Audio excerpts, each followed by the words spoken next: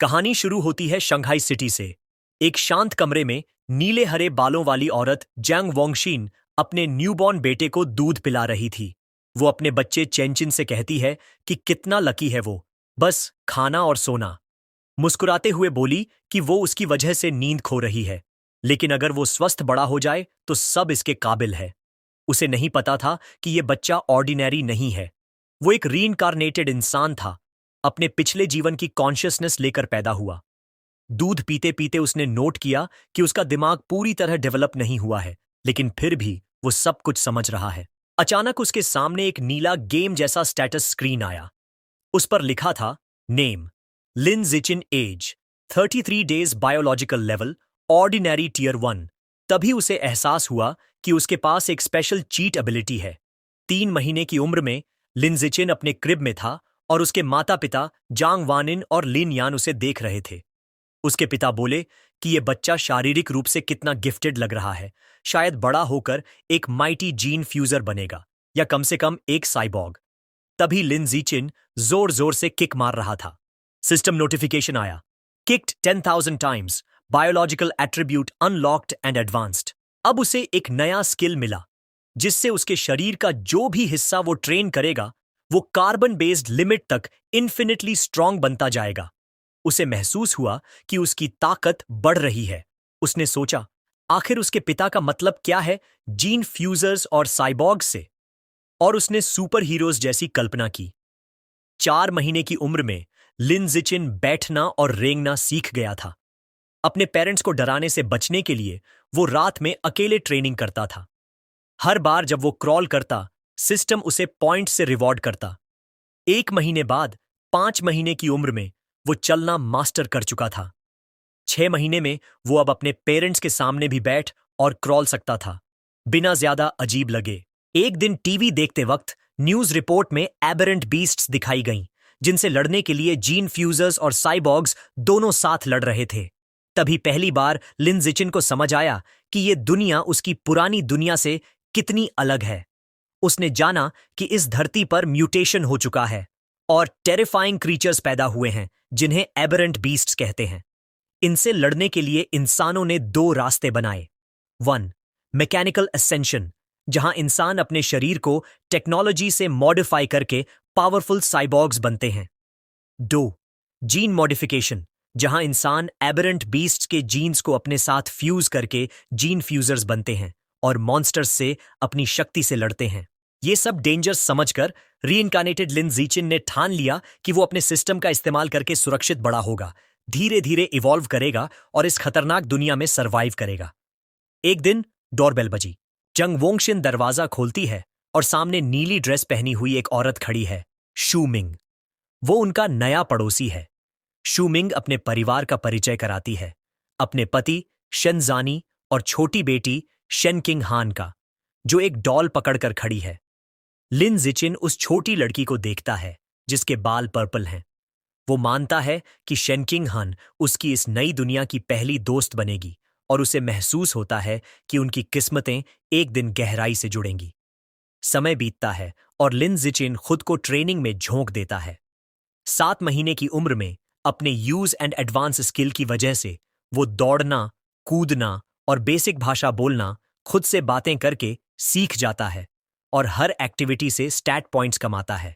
8 महीने में उसका ट्रेनिंग लेवल इतना बढ़ जाता है कि वो क्रिब में ही सिटअप्स और पुशअप्स करने लगता है। लेकिन वो ध्यान रखता है कि जब तक उसके पेरेंट्स आसपास न हो तभी प्रैक्टिस करे। लेकिन एक दिन उसकी मां जैंग वोंगशिन बैल्कनी में जाती है और शॉक्ड हो जाती है जब देखती है कि उसका 8 महीने का बेटा सिटअप्स कर रहा है। वो अपनी आंखें मलती है, यकीन नहीं होता। लेकिन चूंकि वो वेब नॉवेल ऑथर है, इसलिए उसे लगता है कि ये स्ट्रेस की वजह से हेलुसिनेशन है। लिन तुरंत सोने का नाटक करता है, राहत की सांस लेता है और सोचता है कि अब उसे और ज्यादा सावधान रहना होगा। कुछ दिनों बाद नहाते वक्त जैंग वोंगशिन को एक और बड़ा झटका लगता है। वो चिल्लाकर अपने पति लिन यन को बुलाती है। जब वो भागते हुए आते हैं तो वो दिखाती है कि उनका 8 महीने का बेटा डिफाइंड एबीएस बना चुका है। लिन यान हैरान रह जाता है। वो उत्साहित होकर कहता है कि शायद उनका बेटा 1 इन अ मिलियन प्रोडिजी है और उसका भविष्य बहुत ब्राइट होगा। चाहे जीन फ्यूजर बने या साइबॉर्ग। ये जीनियस वाली बातें सुनकर लिन जिचिन चैन की सांस लेता है कि उसका सीक्रेट अभी तक सेफ है। उसे लगता है कि वाकई लकी है जिसके पेरेंट्स दोनों वेब नॉवल ऑथर्स हैं। लेकिन वो ये भी सोचता है कि इस म्यूटेटेड अर्थ पर वो अकेला जीनियस नहीं है। वो और उसकी माँ एक न्यूज रिपोर्ट देखते हैं जिसमें दिखाया जाता है कि एक मार्शल आर्ट्स फैमिली का 2 साल का बच्चा एक हाथ से 20 किलोस का डंबल उठा सकता है। जैंग वोंगशिन अपने बेटे को पास खींचकर गर्व से कहती है कि उसका चेंचिन भी उतना ही अमेजिंग है। लिन जीचिन अपनी माँ की इस कॉन्फिडेंस से भावुक हो जाता है और सोचता है कि क्या वो भी 2 साल की उम्र में 20 किलोज उठा पाएगा। जब लिन जीचिन सचमुच 2 साल का होता है, उसकी ट्रेनिंग रंग लाती है। उसने लो प्रोफाइल रखते हुए गुप्त रूप से अपनी ताकत डेवलप की होती है। अब वो आसानी से एक हाथ से 20 किलोज का वेट स्टोरेज रूम में उठा लेता है। लेकिन उसका सेशन बीच में रुक जाता है जब उसकी माँ बुलाती है कि हान हान शेनचिंग हान का निकनेम खेलने के लिए आ गई है। चौंक कर उसने वेट नीचे रखा और बाहर चला गया। उसने दरवाजा खोला तो सामने शेनिंग हान खड़ी थी, जो अब 2 साल की हो चुकी थी और वह उसे एक टाट दे रही थी। लिन जिचिन अंदर ही अंदर सोचता है कि उनकी अलग मेंटल एज होने की वजह से वो नॉर्मल बच्चों की तरह गेम्स नहीं खेल पाते। जहां हान हान एक टिपिकल टॉडलर है, वहीं वो हर पल ट्रेनिंग में लगाता है। उसने उसके साथ टाइम बिताने का एक यूनिक तरीका खोज लिया था। क्योंकि हान हान हमेशा उसके पास रहना पसंद करती थी, वो उसके लिए perfect custom sized weighted vest बन जाती थी एक्सरसाइजेस के दौरान। लेकिन एक प्रॉब्लम बार बार रिपीट होती थी और उसे फिर याद आ गई जब उसने एक गर्म नमी महसूस की। उसने चिल्लाकर कहा कि हान हान ने फिर से उस पर पेशाब कर दिया है। एक और साल बीत गया। 3 साल की उम्र में लिन जिकिन की स्ट्रेंथ एक्सपोनेंशियली बढ़ चुकी थी और अब वो एक हाथ से 40 किलो का वेट आसानी से उठा सकता था। टीवी देखते समय उसने एक रिपोर्ट देखी जिसमें एक 4 साल का प्रोडिजी 30 किलो का डंबल उठा रहा था। उसने संतुष्टि से नोट किया कि वो पहले से ही उससे ज्यादा स्ट्रांग है। लेकिन अपनी प्रोग्रेस के बावजूद उसका सिस्टम अभी भी उसे ऑर्डिनरी टीयर 1 दिखा रहा था। उसने सोचा कि टीयर 2 तक पहुंचने के लिए आखिर उसे और क्या करना होगा। इन्हीं सवालों के साथ उसने पहली बार अपने घर से बाहर कदम रखा। बाहर की दुनिया एक स्टनिंग फ्यूचरिस्टिक सिटीस्केप थी, जहां बीस्टमैन और साइबॉग्स नजर आ रहे थे।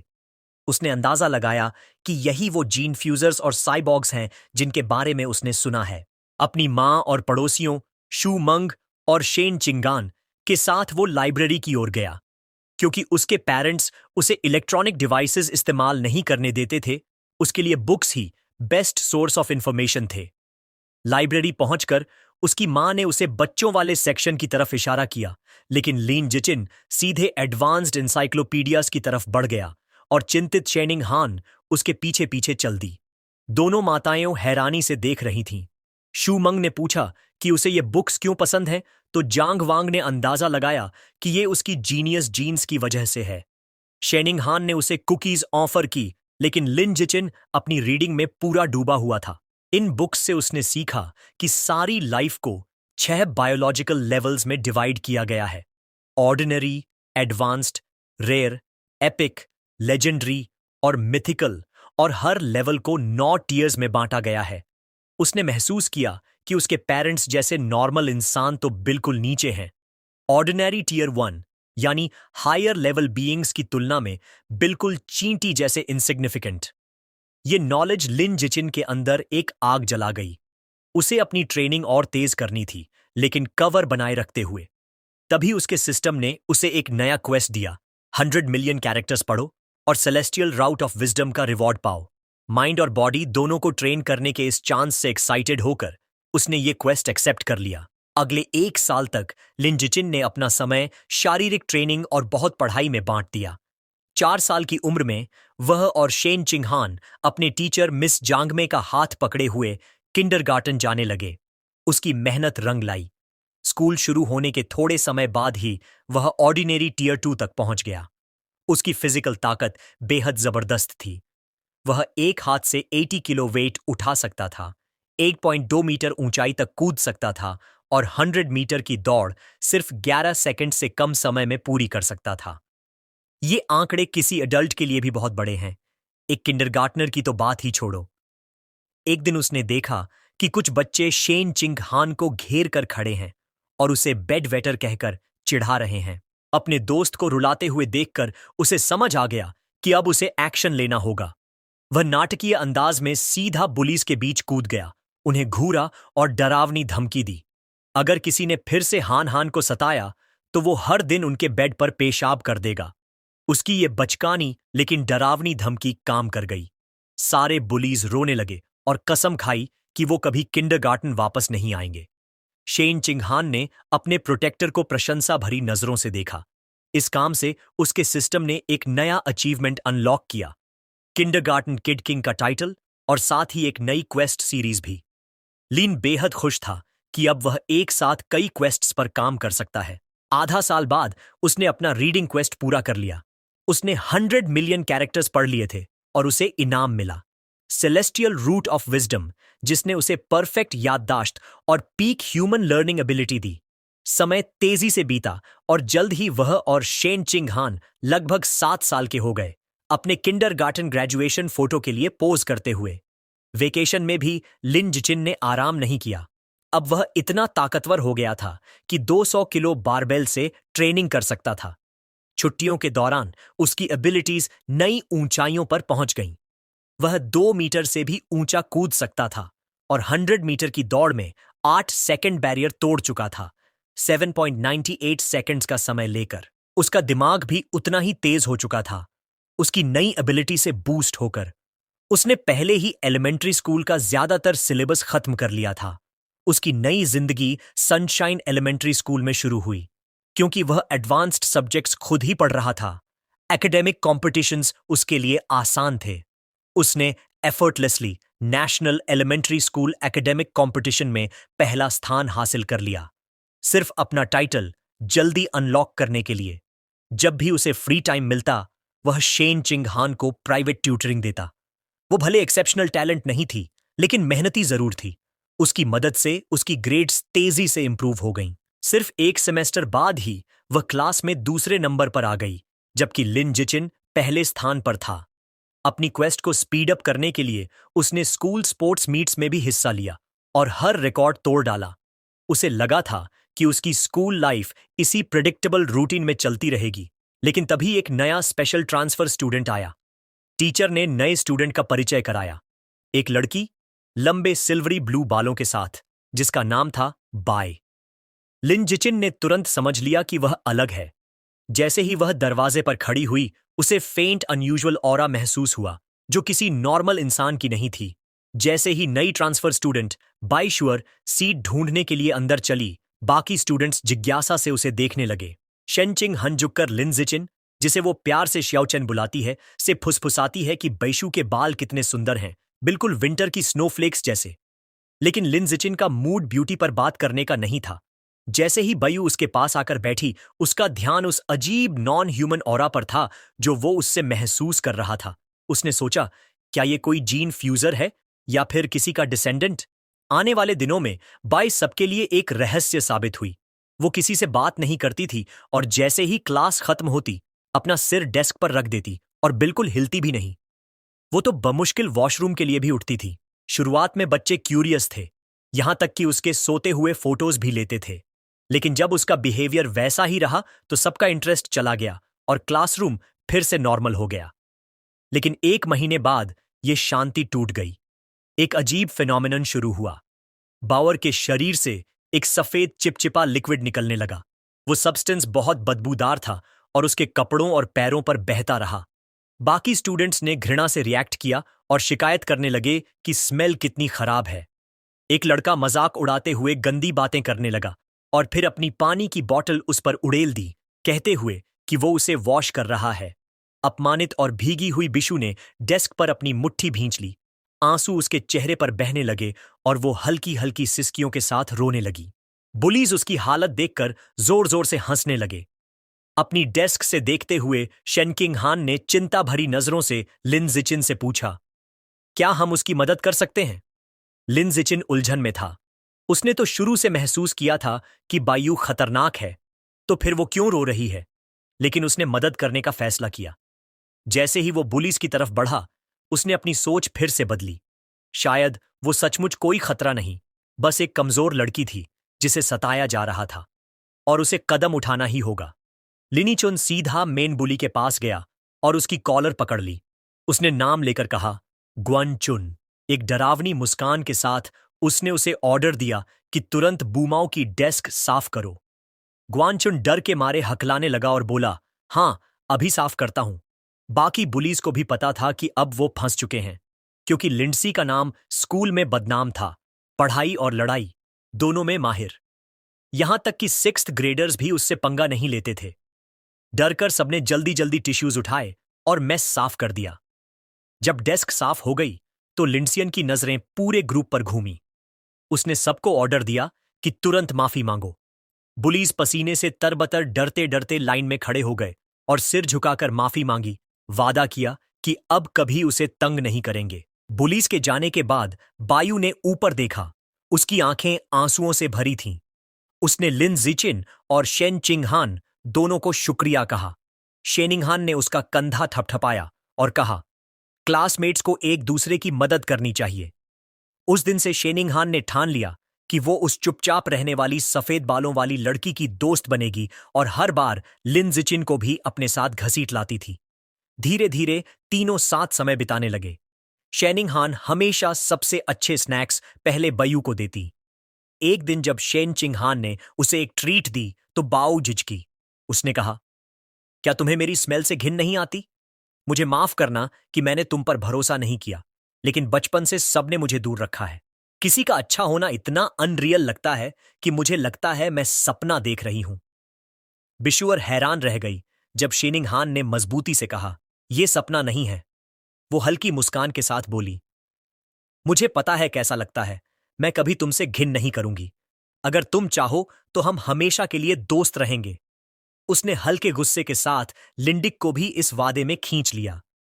भावनाओं से भरकर बाशुअर ने शीनिंगहान को कसकर गले लगा लिया। उसकी आंखों से आंसू बहने लगे और उसने उनका बार बार शुक्रिया किया। थोड़ा संभलने के बाद उसने कहा कि वो भी उन्हें एक गिफ्ट देना चाहती है। उसने एक नेकलेस निकाला जिसमें 2 बीस्ट फैंग्स थे और बताया कि ये उसकी मां का बर्थडे गिफ्ट था। उसने कहा कि ये उनकी दोस्ती का सिंबल होगा। शेनिंगहन ने खुशी खुशी हामी भरी। तीनों बच्चे स्कूल यार्ड में खड़े हुए डूबते सूरज की रोशनी में खुशी खुशी बोल पड़े, हम हमेशा दोस्त रहेंगे। लेकिन जैसे ही उनकी नई दोस्ती मजबूत हुई, अचानक सब बदल गया। एक दिन शेनिंगहान हैरान रह गई जब उसे पता चला कि बायू ने स्कूल छोड़ दिया है। लिंडिचिन ने इसकी पुष्टि की, बताते हुए कि उसने उसे खुद विथड्रॉल पेपर्स भरते देखा था। उसकी यादों में वो मोमेंट ताजा हो गया। उसने प्रिंसिपल के ऑफिस के दरवाजे से देखा था, जहां बायू प्रिंसिपल के साथ थी और एक बड़ा डरावना आदमी साइबरनेटिक आर्म्स के साथ खड़ा था। प्रिंसिपल ने उस आदमी को भरोसा दिलाया कि बैशु के सारे पेपर पूरे हो गए हैं और उसकी जानकारी गोपनीय रखी जाएगी। ये देखकर लिन जिचिन का शक पक्का हो गया कि बैशु की पहचान साधारण नहीं थी। उस दिन के बाद उसने उसे फिर कभी नहीं देखा और सोचता रह गया कि असल में वो कौन थी। कुछ समय बाद लिन जिचिन घर पर अपनी मां जांग वांगशिन को शोल्डर मसाज दे रहा था। मां ने चैन की सांस ली और बोली कि टाइपिंग के लंबे दिन के बाद ये मसाज बिल्कुल परफेक्ट है। अंदर ही अंदर लिन जिचिन ने नोट किया कि उसने ये प्रोफेशनल मसाज स्किल्स अपने सेलेस्टियल रूट ऑफ विजडम की वजह से सीखे हैं और उसे हैरानी हुई कि ये इतनी काम की निकली। उनकी शांत शाम को एक बड़ी खबर ने तोड़ दिया। न्यूज रिपोर्ट में दिखाया गया कि क्योटो प्रोडिजी ने फिर से कमाल कर दिया। सिर्फ 10 साल की उम्र में उसने अबेरेंट बीस्ट जीन्स के साथ सफल फ्यूजन कर लिया था और अब वह एक हाथ से 500 किलो की चट्टान उठा सकता था। लिन जिचिन ने उस लड़के को पहचाना और झटका खाया कि उसका प्रतिद्वंदी पहले ही जीन फ्यूजन शुरू कर चुका है। उसके पिता लिन यान ने शिकायत की कि ये क्योटो वाला लड़का हमेशा टीवी पर छाया रहता है। क्या लोग उसे इन्फ्लुएंसर बनाना चाहते हैं? मां बाप में बहस शुरू हो गई। लिन यान बोला कि वो बच्चा 1000 साल पुराने मार्शल आर्ट्स परिवार से है, उनके पास जरूर एडवांस जीन फ्यूजन टेक्नोलॉजी होगी। जांग वांगशिन ने तर्क दिया कि बच्चे को गिनी पिग बनाना गलत है। पिता ने पलटकर कहा कि ऐसे परिवारों के लिए परिवार की इंटरेस्ट सबसे ऊपर होती है। मां ने तंज कसते हुए कहा, तुम्हें तो सब पता है। उनकी बहस के बीच लिन जिचिन गहरी सोच में था। उसे याद आया कि फ्यूजन से पहले वो लड़का 100 किलो उठाता था, अब 500 किलो, यानी 5 गुना ताकत। लेकिन लिन जिचिन सिर्फ 8 साल की उम्र में बिना किसी जीन फ्यूजन के एक हाथ से 300 किलो उठा लेता था। उसने आत्मविश्वास से मुट्ठी बांधी और तय किया कि उसका पोटेंशियल कहीं ज्यादा बड़ा है। लेकिन यह कॉन्फिडेंस ज्यादा देर नहीं रहा। अगली खबर ने उसे डर का असली मतलब सिखा दिया। ब्रेकिंग न्यूज में दिखाया गया कि पड़ोसी देश का एक शहर पूरी तरह बर्बाद हो गया है एक विशाल धमाके में। फुटेज में दिखा कि हमला विशाल एबरेंट रैट्स ने किया था। स्क्रीन पर डरावने नजारे आए। राक्षसी चूहे खंडहरों में दौड़ते हुए एक औरत को अपने जबड़े में पकड़ लेते हैं और उसे बेरहमी से खा जाते हैं। रिपोर्ट में बताया गया कि इसके पीछे हेरेटिक्स कल्ट है, एक गुप्त संगठन जो इन राक्षसी जानवरों को अपने फायदे के लिए नियंत्रित करता है। एक प्रेस कॉन्फ्रेंस में सकुरा कंट्री के अधिकारी ने अंतर्राष्ट्रीय मदद की गुहार लगाई। लिन जिचिन ने समझा कि ये हेरेटिक्स इंसानियत के गद्दार हैं। उसे सुकून मिला कि वो एक शक्तिशाली और सुरक्षित देश में पैदा हुआ है, जहां वो छुपकर मजबूत हो सकता है। तभी बाहर से सोनिक बूम्स की आवाज आई। वो खिड़की पर दौड़ा और पर्दे हटाए। रात के आसमान में भारी हथियारों से लैस साइबॉग्स की एक टुकड़ी उड़ रही थी। उसने सोचा कि इतने लोग क्यों तैनात किए गए हैं। उम्मीद की कि कुछ बुरा ना हो। अगली सुबह सब कुछ सामान्य दिखा। लिन जिचिन बाहर शीनिंग हान का इंतजार कर रहा था। वो दौड़ती हुई आई और माफी मांगी कि लेट हो गई। जैसे ही वो पास आई, लिन जिचिन ने कुछ अजीब देखा। उसके गले में लटक रहा बीस्ट फैंग नेकलेस जो बैशू ने उन्हें दिया था, चमकने लगा। नीली रोशनी निकल रही थी और उसने तुरंत पहचान लिया कि यह किसी एबेरेंट बीस्ट का दांत है, वही गैर मानवीय आभा जिसकी उसने पहले झलक महसूस की थी। रोशनी उतनी ही जल्दी गायब हो गई जितनी जल्दी आई थी। दोनों ने इसे ज्यादा ध्यान नहीं दिया, लेकिन लिन जिचिन के मन में खौफ बैठ गया। साइबॉग्स की तैनाती और इस फैंग की प्रतिक्रिया, कुछ बड़ा होने वाला है।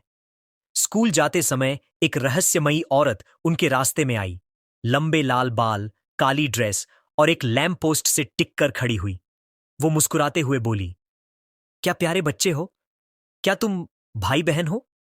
शीनिंग हान ने गर्व से जवाब दिया, नहीं, हम बचपन से सबसे अच्छे दोस्त हैं। औरत ने हल्की उदासी से कहा, काश मेरा भी कोई बचपन का दोस्त होता। फिर अचानक उसका चेहरा डरावना हो गया। आंखों में चमक लिए उसने पूछा, लेकिन तुम लोग स्कूल अकेले क्यों जा रहे हो? तुम्हारे माता पिता कहाँ हैं? जैसे ही शेनिंग हान बोलने लगी, लिन जिचिन ने जल्दी से उसका हाथ पकड़ लिया और बीच में काटते हुए कहा, चलो, देर हो रही है। वो उसे खींचकर आगे ले गया। पीछे रह गई वो रहस्यमयी लाल बालों वाली औरत। काफी दूर आने के बाद उसने शेनिंग हान को हल्के से डांटा, उसे याद दिलाते हुए कि अजनबियों से बात नहीं करनी चाहिए। उसने सिर हिलाकर हामी भर दी। स्कूल के बाद लिन जिचिन उसे एक सुनसान गली से ले गया। शेनिंग हान घबराकर बोली कि यह जगह कितनी डरावनी है।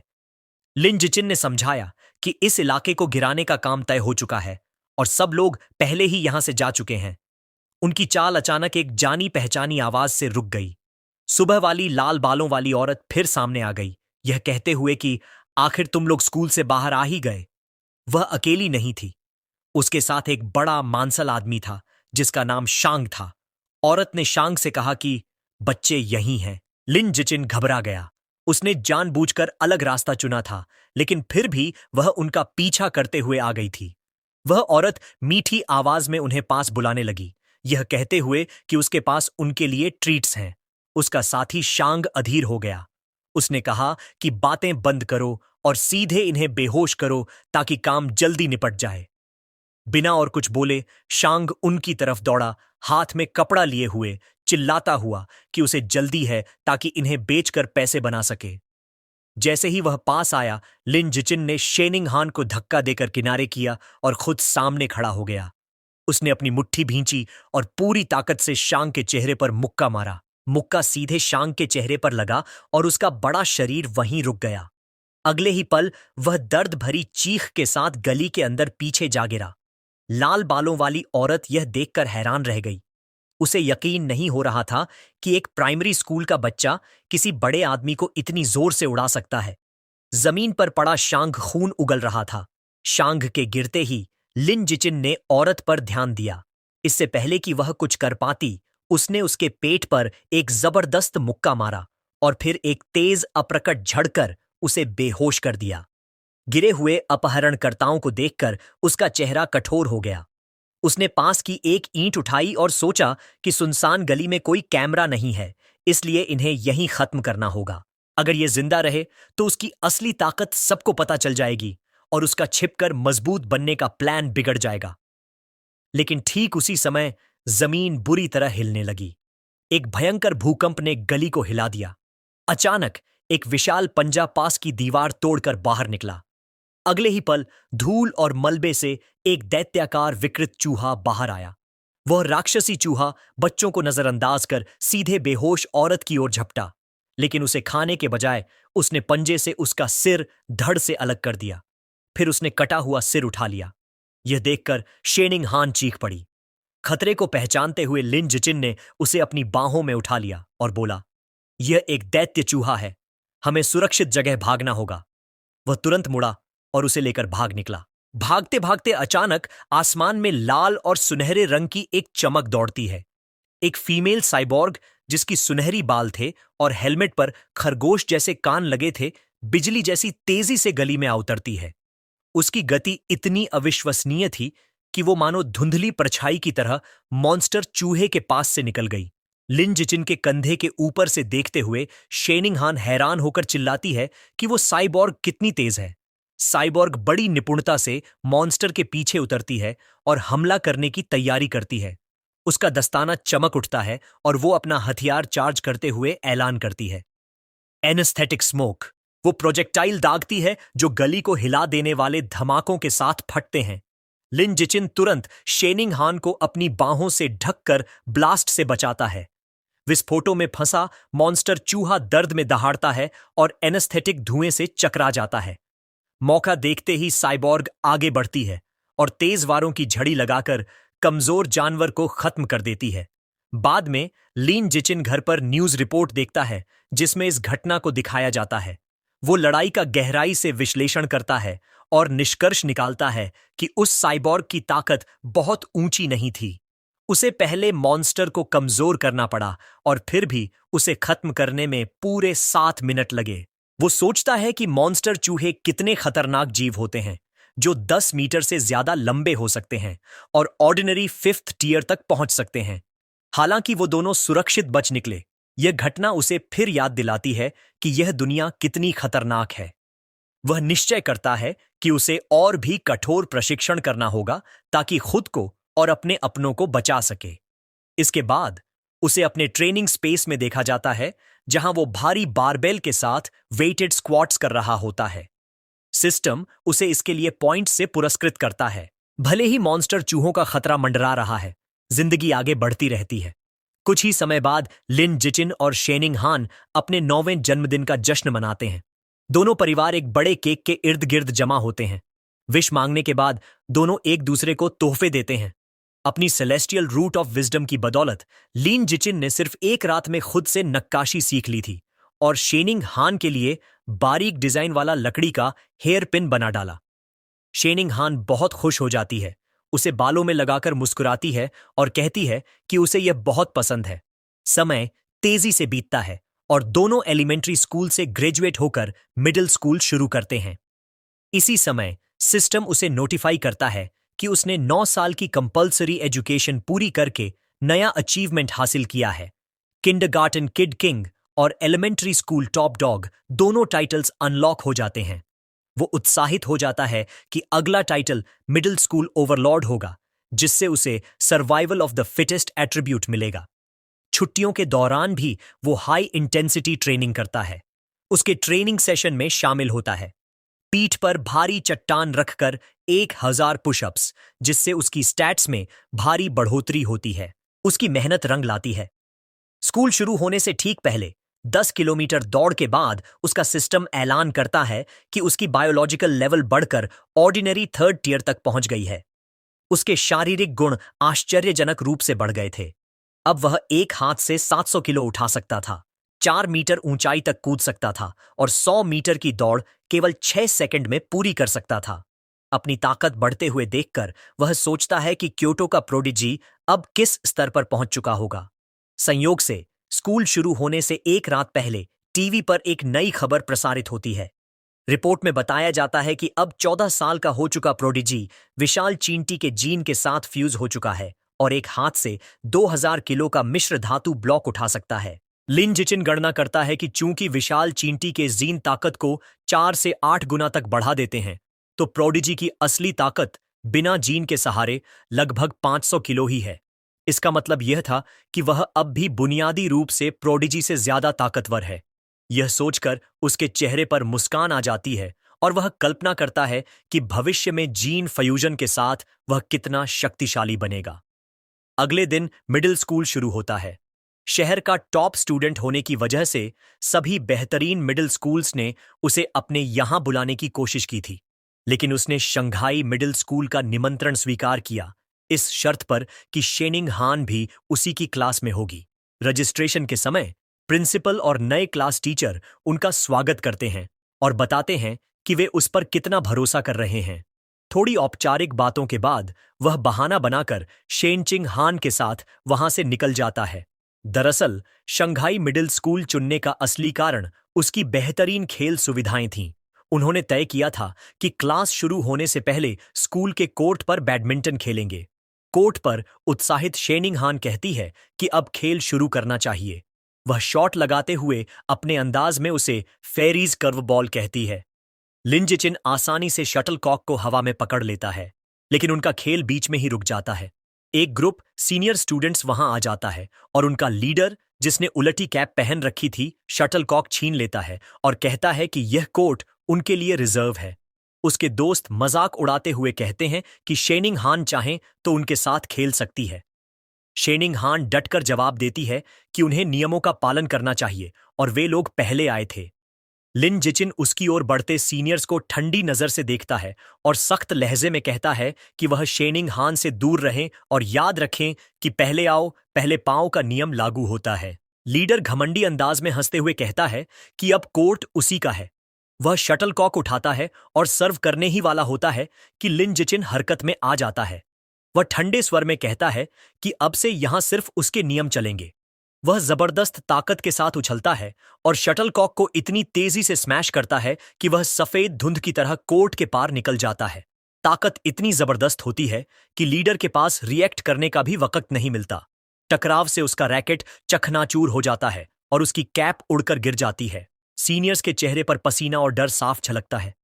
वे कांपते हुए सोचते हैं कि क्या लिन जिचिन इंसान भी है या फिर कोई जीन फ्यूजर। उनमें से एक घबराकर कहता है कि अगर शॉट थोड़ा सा भी इधर उधर हुआ होता तो उनके बॉस का सिर उड़ गया होता।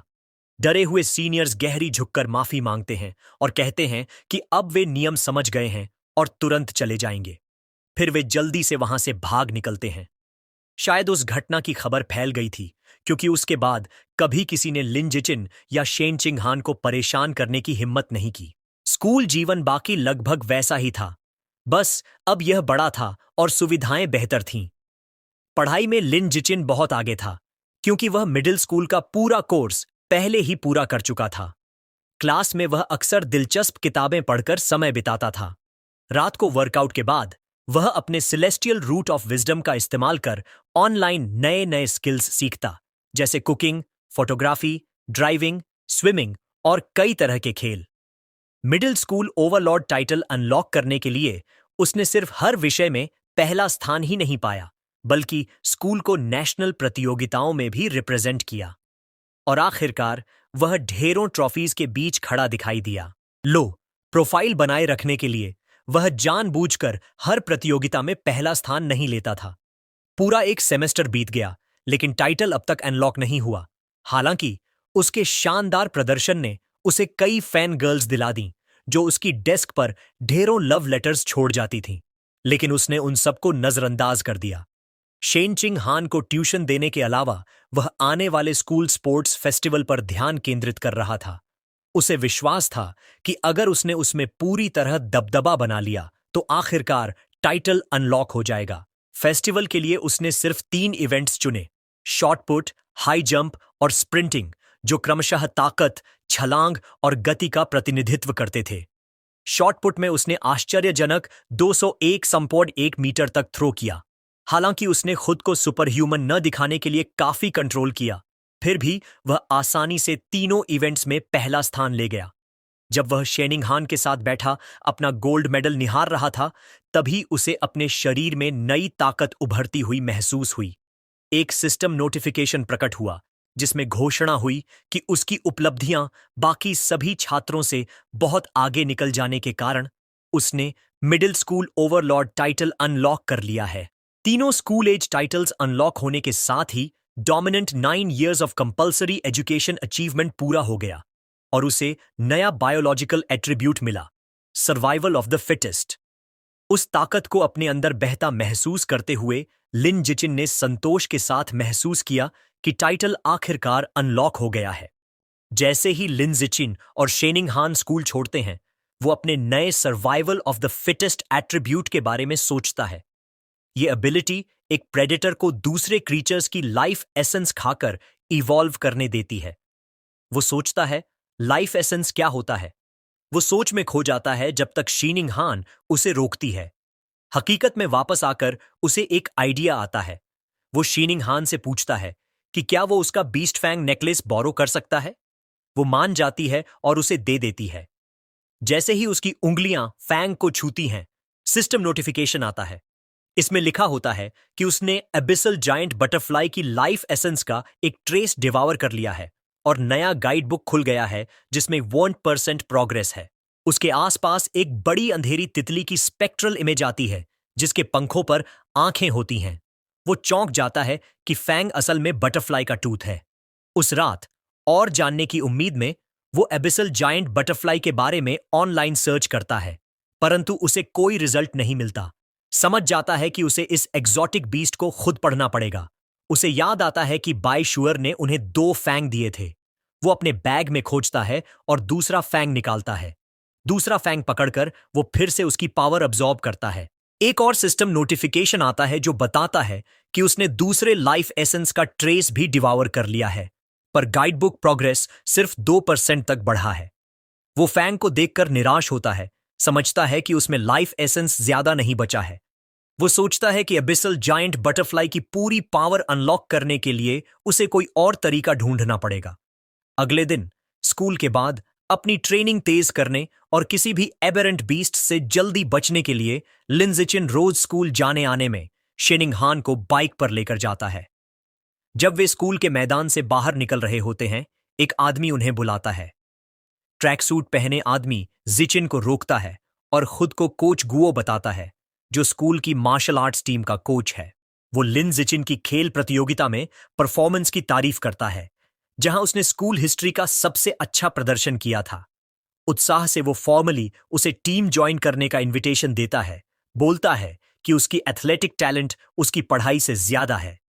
कोच गुओ उसे हां कहने को कहता है, पर सोचने के लिए भी टाइम देता है। कोच गुओ इतनी जल्दी और जोश से बोलता है कि लिन जिचिन मना नहीं कर पाता। जब वे बाइक पर निकलते हैं, कोच उन्हें विदा कहता है और बताता है कि मार्शल आर्ट्स टीम जिम के रूम सी में है और अगली बार अगर फ्री हो तो आने के लिए कहता है। सूरज ढलते ही लिन जिचिन अपने कमरे में वापस आता है। अपनी नई एबिलिटी टेस्ट करने के लिए तैयार होता है। वो हाथों से हाथ मारकर एक कॉकरोच और मस्कीटो मारता है जो उसे मिला। वो मरे हुए इंसेक्ट्स को देखता है, पर कोई पावर सर्ज महसूस नहीं करता। समझता है छोटे और आम क्रीचर्स मारने से स्किल एक्टिवेट नहीं होती। वो सोचता है कि सिर्फ ताकतवर या एग्जॉटिक बीस्ट्स में लाइफ एसेंस होती है जिसे डिवावर कर वो इवॉल्व कर सकता है। इस नए आइडिया की जांच के लिए वो एक सुपरमार्केट जाने का फैसला करता है जहां बीस्ट मीट बेचा जाता है। शेनिंगहान को पीछे बिठाकर वो शहर की तरफ बाइक चलाता है। जल्दी ही वे एक बड़ा मल्टी स्टोरी सुपरमार्केट पहुंचते हैं। अंदर वे गलियारों के माध्यम से चलते हैं और लिन जिचिन नोट करता है कि भले ही बहुत सारा बीस्ट मीट है, लेकिन वो सब प्री पैकेज्ड है। उसे पता है कि बिना मांस को छुए वह अपनी थियरी नहीं टेस्ट कर सकता।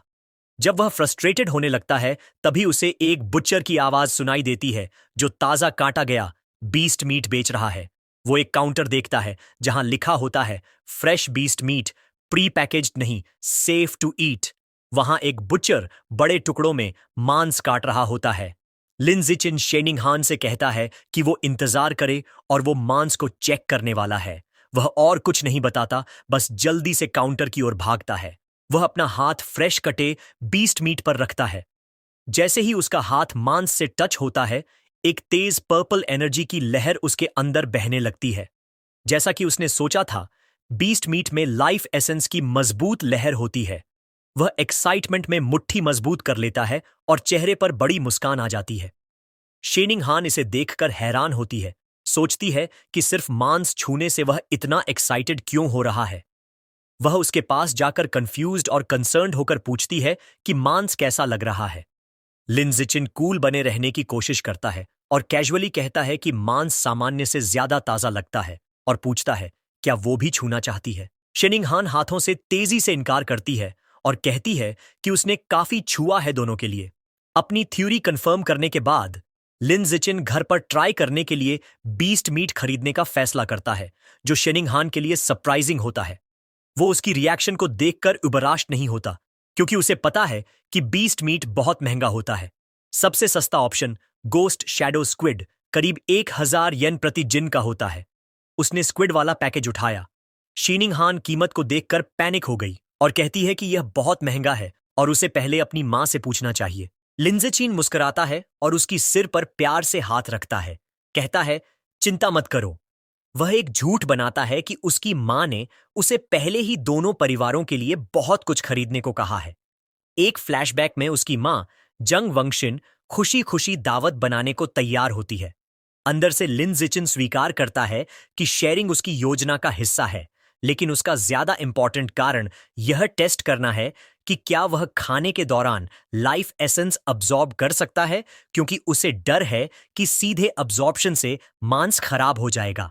चेकआउट पर वह गोस्ट शैडो स्क्विड के 3 पैकेज 29.94 येन में खरीदता है। महिला कैशियर उसका धन्यवाद करती है। जैसे ही वे बाहर निकलते हैं, लिन जिचिन सोचता है कि मांस कितना महंगा था और सोचता है कि अगली बार कब वे इसे अफोर्ड कर पाएंगे। जब तक वे शॉपिंग खत्म करते हैं, रात के 9 बजे के बाद हो चुका होता है।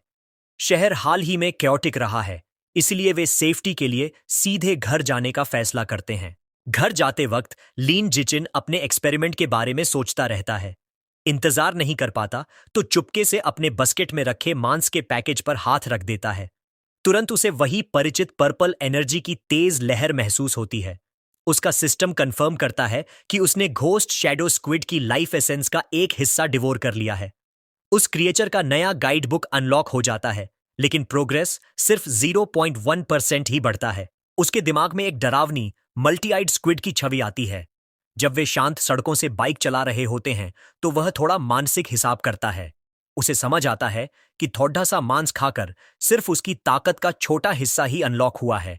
वह सोचता है कि उसे गाइड बुक में 100% पहुंचने के लिए 100 जिन तक डिवोर करना पड़ेगा, जिसकी कीमत लगभग 1000 येन होगी। वह स्क्विड की खास काबिलियत के बारे में सोचता है, जो पानी में घुलकर गायब हो जाती है, और तय करता है कि यह ताकतवर स्किल कीमत के लायक है। उसका रास्ता साफ है, उसे बहुत बड़ा पैसा कमाना होगा, क्योंकि इतना पैसा अपने परिवार से नहीं मांग सकता। फिर उसे याद आता है कि मांस खरीदने का दूसरा कारण यह था कि टेस्ट करे कि क्या लाइफ एसेंस को एब्जॉर्ब करने से मांस खराब हो जाता है। वह पैकेज देखता है। मांस अब भी बिल्कुल ताजा लग रहा है। वह खुश हो जाता है कि एसेंस लेने से मांस खराब नहीं होता। जैसे जैसे वह इसकी शक्ति एब्जॉर्ब करता है, स्क्विड के लिए उसका प्रोग्रेस बार बढ़कर 3% हो जाता है। उसकी एकाग्रता उस वक्त टूटी जब शेनिंग हान ने चेतावनी दी। उसने तेजी से ब्रेक लगाकर बाइक रोकी, बस कुछ इंच दूर एक जोड़े से टकराने से बचते हुए, और माफी मांगी। उसने खुद को डांटा कि क्यों उसने ध्यान नहीं दिया कि वह कहां जा रहा है, और सोचने लगा कि यह लेन इतना भीड़ भाड़ वाला क्यों है। शेनिंग हान आगे इशारा करती है। वे एक टेंशन भरी स्थिति देखते हैं। एक मस्कुलर लाल बालों वाला आदमी एक महिला को चाकू की नोक पर बंधक बनाए हुए है। शेनिंग हान डर के मारे बंधक को अपनी टीचर जिया के रूप में पहचानती है। वह आदमी भीड़ को धमकाता है। पुलिस अधिकारी मेगाफोन से स्थिति शांत करने की कोशिश कर रहे हैं। पुलिस कप्तान एक अधिकारी अबिंग को रोकता है और कहता है कि बेवजह गोलीबारी न करे। कप्तान बताता है कि लक्षित व्यक्ति बंधक के बहुत करीब है और उसे ढाल के रूप में इस्तेमाल कर रहा है, इसलिए साफ निशाना लगाना असंभव है। अधिकारी सोने की गैस की सलाह देता है, पर कप्तान मना कर देता है क्योंकि उसे डर है कि इसका असर होने से पहले संदिग्ध उत्तेजित हो सकता है।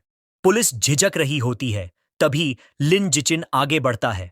वह फुटपाथ से एक छोटा पत्थर उठाता है और अविश्वसनीय गति और सटीकता से उसे फेंक देता है। पत्थर अधिकारी अबिंग के बंदूक पर लग जाता है, जिससे वह मिसफायर कर जाता है।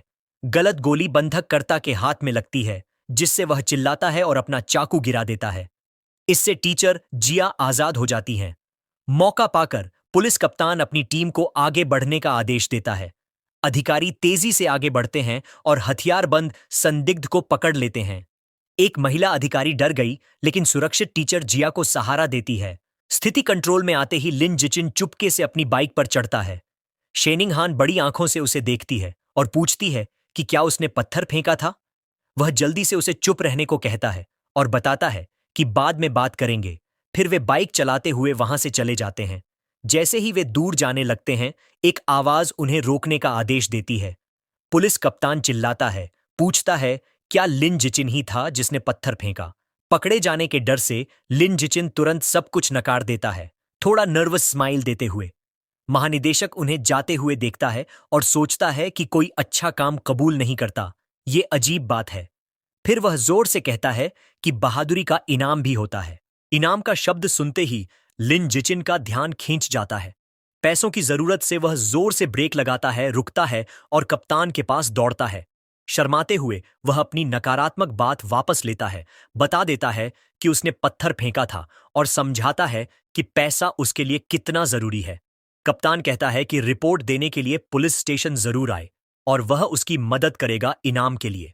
परिवार वालों को सूचित करने के बाद लिन जिचिन और शेनिंग हान पुलिस स्टेशन जाने की तैयारी करते हैं।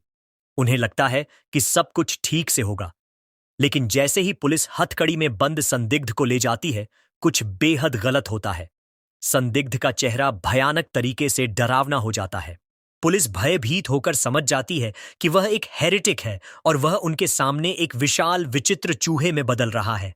राक्षस अपने हथकड़ी तोड़ देता है और अधिकारियों पर अपने बड़े पंजे से वार करता है। पुलिस कप्तान रेडियो पर आदेश देता है कि सभी फोर्सेस को फायर खोलना है, लेकिन नागरिकों की सुरक्षा का ध्यान रखते हुए। अधिकारी अपने हथियार निकालते हैं, लेकिन गोलियां असर नहीं दिखाती। तभी एक घबराहट भरा रिपोर्ट आता है, जिसमें बताया जाता है कि हेरेटिक ने राइट किंग जीन्स के साथ फ्यूज कर लिया है और तुरंत बैकअप के लिए कॉल किया जाता है। खतरा समझते हुए लिन जिचिन दोनों को पकड़कर दूर ले जाता है और जल्दी से भागने को कहता है। उसे राहत मिलती है कि राक्षस उनका पीछा नहीं कर रहा, लेकिन वह जानता है कि उन्हें जल्दी भागना होगा। जैसे ही वे भागते हैं, आकाश से एक नया फिगर पर्पल ऑनरा के साथ नीचे गिरता है। वह एक महिला साइबॉर्ग है जो स्लीक फ्यूचरिस्टिक आर्मर पहने होती है। वह विशाल चूहे पर एक जोरदार वार करती है, जिससे वह पीछे हट जाता है। हवा में तैरती हुई वह साइबॉर्ग, जिसके बाल छोटे और डार्क पर्पल हैं, अपने सीने में लेजर कैनन चार्ज करती है।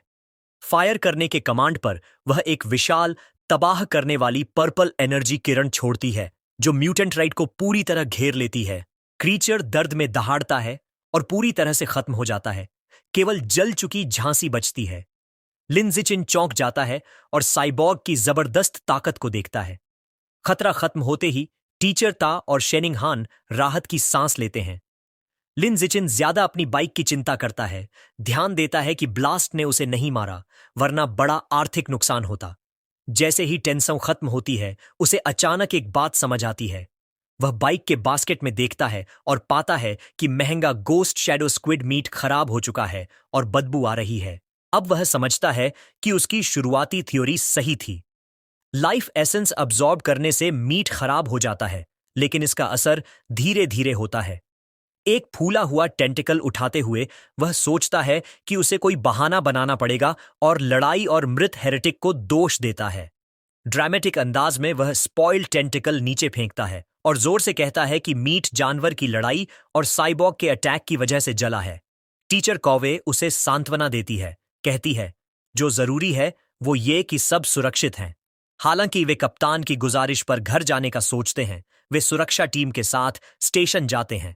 वे उम्मीद नहीं कर रहे थे कि वे उसी वैन में जाएंगे जहां हेरेटिक के शरीर के अवशेष रखे थे। लेजर ब्लास्ट के बाद उसके पास सिर्फ आग लगे मांस का ढेर बचा था और उसकी सुगंध जोरदार थी। जैसे ही वह बदबूदार वैन में बैठता है, लिन जिचिन को दूसरी बात याद आती है। उसे याद आता है कि बाइशुअर के बीस्ट फैंग्स के अंदर लाइफ एसेंस तब भी थी जब क्रीचर मर चुका था। अब उसके दिमाग में एक नया संभावना उभरती है। क्या इस शव के अंदर भी लाइफ एसेंस बचा है? और अगर है, तो क्या वह कॉर्प्स के रैट किंग जीन को अपने लिए डिवावर कर सकता है? पता लगाने का सोचकर वह चुपके से अपना हाथ उन अवशेषों की तरफ बढ़ाता है। जैसे ही उसका हाथ छूता है, उसे एक शक्तिशाली लाल एनर्जी का सर्ज महसूस होता है। उसका सिस्टम कंफर्म करता है कि उसने जायंट म्यूटेंट रैट की लाइफ एसेंस का एक अंश डिवावर कर लिया है और उसके गाइड बुक में प्रभावशाली 5% प्रोग्रेस अनलॉक हो गई है। वह हैरान हो जाता है कि उसने इतना ज्यादा अब्सॉर्ब कर लिया और समझ जाता है कि सोर्स की फ्रेशनेस सीधे सीधे इस बात पर असर डालती है कि उसे कितनी लाइफ एसेंस मिल सकती है। उसे एस्कॉर्ट कर रहे ऑफिसर अबिंग उसकी हरकत नोटिस करते हैं और उसे चुपचाप बैठो कहते हैं। लिन जिचिन जल्दी से कहता है कि उसे तो बस हाथ फैलाना था। बाद में पब्लिक सिक्योरिटी ऑफिस पहुंचकर उसे पता होता है कि जहां अबिंग को बेवकूफ बनाना आसान था, वहीं सिक्योरिटी कैप्टन ज्यादा तेज है। कैप्टन लिन जिचिन को बताता है कि उसने उसकी ब्रेवरी रिवॉर्ड के लिए आवेदन कर दिया है, मगर फिर गंभीर होकर सवाल करता है।